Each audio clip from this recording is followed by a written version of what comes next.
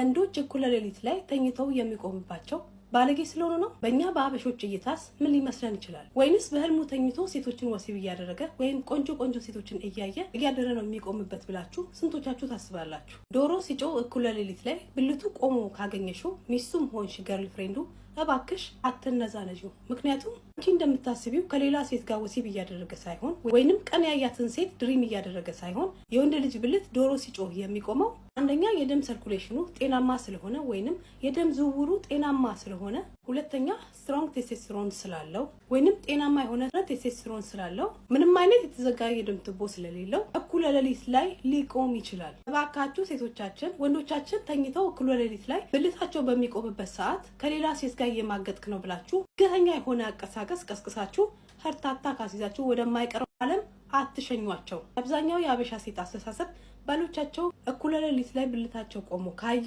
በላይ ላይ የማገጠ ነው ከሌላ ሴት ጋር ሲማግጥ ብለው የሚነዛነዙና እስረስ ውስጥ የሚገቡ ስንት እህቶቻችን አሉ። ስለዚህ ባልሽ ማግጦብሽ ሳይሆን ባልሽ ጤናማ ነው ማለት ነው። እንዲያውም ሌሊት ላይ የማይቆምበት ከሆነ አንቺ ባልሽን ይዘሽ መሮጥ ያለብሽ ዶክተር ጋር አሊያም የስነ ልቦና አማካሪ ጋር ነው። Have a good day, guys.